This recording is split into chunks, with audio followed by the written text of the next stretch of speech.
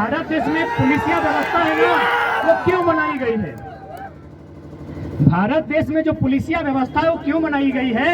क्योंकि आप सब लोग आयु में हमसे बड़े हैं, हमारे बड़े भाई स्वरूप हैं। भले आप लोग ड्यूटी करने आए हैं, लाठी डंडा लेके आए हैं, आप गांधी मैदान को जलियांवाला मैदान में बदल दीजिए, कोई गम नहीं है। लेकिन आप भी थोड़ा सच्चाई को जान लीजिए कि भारत में जो पुलिसिया व्यवस्था है वो क्यों आई है, कब आई है, कैसे आई है। भारत देश में पुलिसिया व्यवस्था 1861 में आई है।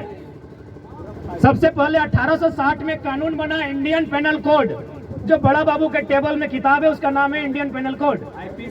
उसे हिंदी में कहेंगे भारतीय दंड संहिता, उर्दू में कहेंगे ताजीराते हिंद और अंग्रेजी में कहेंगे इंडियन पेनल कोड। ये 1860 में आया है। उसके एक साल बाद और एक कानून आया, अंग्रेज लेके आए। उस कानून का नाम था Indian police act. Indian police act का मतलब था अंग्रेजों ने टीम बैठाई और अपनी टीम से कहा कि बार बार इंडियन लोग विरोध कर रहे हैं, इनके विरोध को कंट्रोल कैसे किया जाए। बोला देखिए, इंडिया के लोग बहुत गरीब हैं, प्लस आपस में बटे हुए हैं। यदि आप इनके हाथों में एक नौकरी के नाम पर कुछ पैसा थमा दिया जाए तो छोटा भाई खुद बड़ा भाई को पीट देगा। तो बोला देर किस बात की है, क्या किया जाए? तो चलिए कानून बने।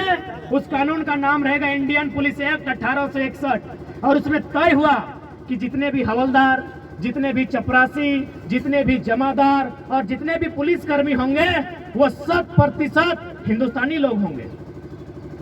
उन्हें किसी को ऊपर लेवल का जॉब नहीं दिया जाएगा, जिसे हम लोग ICS कहते हैं। नेताजी बोस ने पास किया था एग्जाम, आपको पता होगा। इंडियन सिविल सर्विस, जिसे आज हम लोग इंडियन एडमिनिस्ट्रेटिव सर्विस कहते हैं और इंडियन पुलिस सर्विस कहते हैं, इंडियन फॉरेन सर्विस कहते हैं, इंडियन रेवेन्यू सर्विस कहते हैं। इसका नाम था इंडियन सिविल सर्विस। यानी इंडियन सिविल सर्विस में इंडियन का ना हो, बाकी इंडियन पुलिस एक्ट में इंडियन से भर देना है। क्या काम होगा कि जब भी कोई किसान, जब भी कोई नौजवान, जब भी कोई छात्र आंदोलन करेगा, इन्हीं इंडियन पुलिस एक्ट 1861 के माध्यम से जो लोग पुलिस बने हैं, इनके हाथों में लाठी थमा के दम भर के पिटाना है। बुरा मत मानिए दरोगा जी, आज भी बिल्कुल हमारे भाई लोग हैं। आज भी एक भाई वर्दी पहन के उधर खड़ा है, एक भाई तैयारी कर रहा है, एक भाई प्रोटेस्ट कर रहा है, एक भाई लाठी से पीट रहा है। जंगलों में जो नक्सली बने हैं ना, नक्सली कहते हैं सबका पैंट टाइट हो जाता है, लेकिन हम साफ कहते हैं। कभी सर्वे कीजिएगा, पता चलेगा एक भाई CRPF में है, एक भाई एरिया कमांडर में है। पता कीजिएगा क्यों, किसके लिए? बस मुट्ठी भर लोगों के लिए, बस मुट्ठी भर लोगों के लिए देश का कानून है। यदि आपको यकीन नहीं हो रहा है तो सीट बेल्ट बांधिएगा, डाडी साहब उड़ने वाले हैं। बस मुट्ठी भर लोगों के लिए कानून है इस देश में। आप क्या सोचते हैं हेमंत सोरेन कानून बना देंगे आपके लिए? आपकी जानकारी के लिए बता दें, हाल फिलहाल उनकी एक बहन का शादी हुआ है, टाटा ने 80 लाख खर्चा किया है। क्या लगता है आपके लिए कानून बना देंगे? और मोदी साहब का कहिए मत, भले उनका अपना बेटा नहीं है, गोद लिया बेटा एगो दुगो है। क्या लगता है छात्रों, आपके लिए कानून बना देंगे? क्या आप साइरस मिस्त्री हैं? आप साइरस मिस्त्री हैं क्या? साइरस मिस्त्री का नाम जानते हैं? CMD, टाटा के पूर्व CMD थे। पहले उनकी मौत के लिए हम नमन करते हैं, श्रद्धांजलि देते हैं। जब उनकी मौत हुई तो सरकार ने देखा कि कैसे मौत हुई, बोला पीछे बैठा था, सीट बेल्ट नहीं बांधा था। पीछे बैठा था, सीट बेल्ट नहीं बांधा था।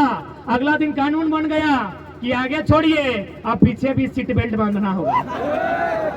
क्यों? क्योंकि मरने वाला साइरस मिस्त्री था। छात्र रोज मरते हैं। मेरे 2 साथी 2 दिन पहले मारे गए, आज तक हम उबर नहीं पाए। और मेरे भाषण से तो आपको लगता है कि गुर्राने वाला टाइगर आज थोड़ा सा उस रूप में तो नहीं है।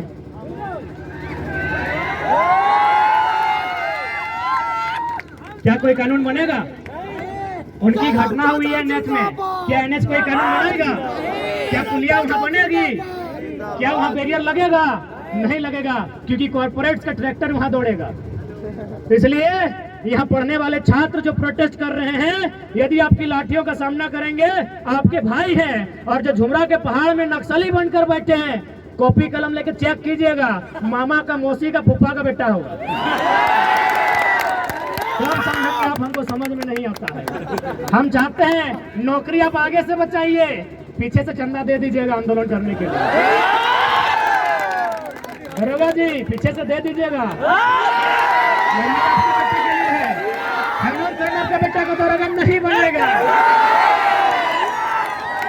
उनको दरोगा हमारा आंदोलन बनाएगा। दरोगा जी से निवेदन होगा, डीएसपी भी आया तो सुन लीजिए, हेमंत सोरेन आपके बेटा को डीएसपी नहीं बनाएगा। जेपीएससी देखिए ना, 7 को हुआ है 22 साल में, बिहार में 68 को हुआ है।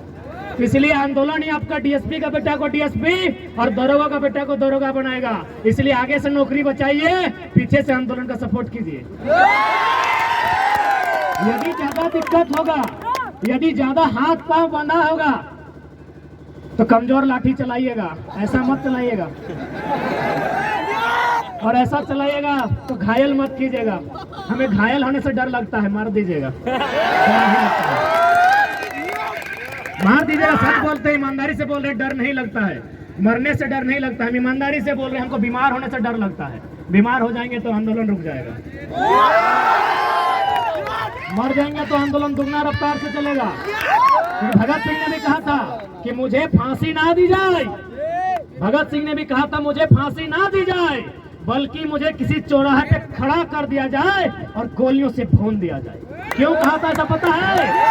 ताकि मेरे बदन पर चलने वाली एक एक गोली को, मेरे शरीर से बहने वाले एक एक लहू के कतरे को देखकर नौजवानों में उबाल आए। इसलिए उन्होंने कहा था हमको फांसी नहीं दिया जाए, बंद कमरे में फांसी ना दिया जाए। यदि हम गुनहगार हैं तो बीच चौराहे में खड़ा कर दिया जाए और गोलियों से भून दिया जाए। भारत माता की, हाँ भारत माता की, भारत माता की। इसलिए आपसे निवेदन करेंगे, आप ड्यूटी कीजिए, आपकी ड्यूटी का सम्मान करते हैं। हम लोग आंदोलन करते हैं, हमारे आंदोलन का भी कोऑपरेट कीजिए। तो कुछ नहीं मिलेगा, पैसा बटुआ में नहीं रखे हैं भैया।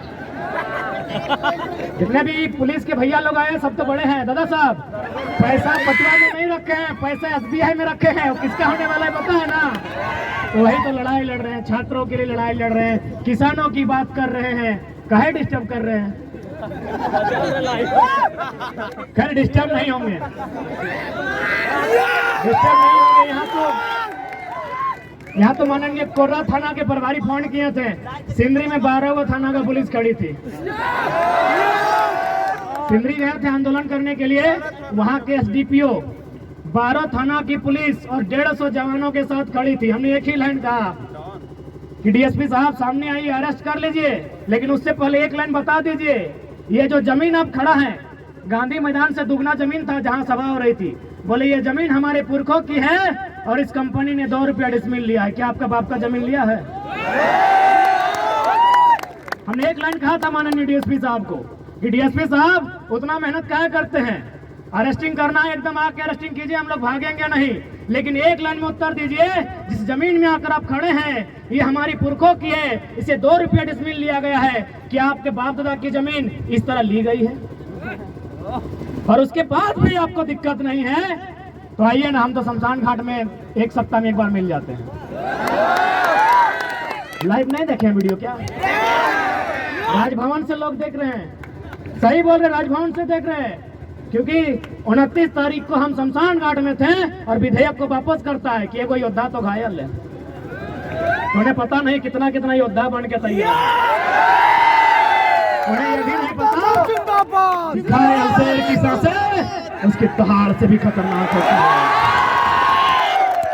इसीलिए हमें परेशान ना किया जाए, हमारे हक अधिकार को हमने सामने रख दिया जाए। हम उस तक नहीं कहेंगे, लेकिन यदि हमारे हक अधिकार के बीच कोई टकराएगा, वो टकराने वाला कोई क्यों ना हो, हम वही राड़ माटी के राड़ लोग हैं, एक नंबर करवा दिया। इतिहास याद कीजिएगा, हुक्मरान में बैठे लोग 1757 में इंडियन भारत की सरजमी में बैटल ऑफ प्लासी हुई थी, बंगाल के क्षेत्र में। अंग्रेजों के सामने उठा के पटक दिए गए भारत के लोग। ठीक 7 साल बाद 1764 में बैटल ऑफ बक्सर होता है इसी बिहार में। फिर भारत के लोग अंग्रेज के द्वारा पटक दिए जाते हैं, लेकिन जैसे ही वो मानभूम में आते हैं, चुहाल विद्रोह में उनको हम पैंट में 1 नंबर करा देते हैं। हम वही झारखंड के लोग हैं। हमारे अस्तित्व से नहीं टकराइएगा, हमें हमारा इतिहास मत याद दिलाइएगा। हम भी चाहते हैं वसुधैव कुटुंबकम, हम भी चाहते हैं जियो और जीने दो का सिद्धांत, हम भी चाहते हैं नदी नालों में, पर्वत पहाड़ों में, झील झरनों में प्रेम के गीत गाएं युवा, नौकरियां करें, अपना घर बसाए। हम नहीं चाहते इनके हाथों में हथियार हो, हम नहीं चाहते हैं ये विद्रोही बने, हम नहीं चाहते हैं ये बागी बने। लेकिन यदि ऐसा कुछ हुआ तो अगली सरकार झुमरा के पहाड़ में बनेगी। और बस इमेजिन कीजिए, बस कल्पना कीजिए कि यदि सरकार झुमरा के पहाड़ में बन गई तो रूह कांप उठेगी, रूह कांप उठेगी। सपने में यमराज आएंगे। पहले ही कहा देते हैं हमें परेशान ना कीजिए, हमने किसी का क्या बिगाड़ा है।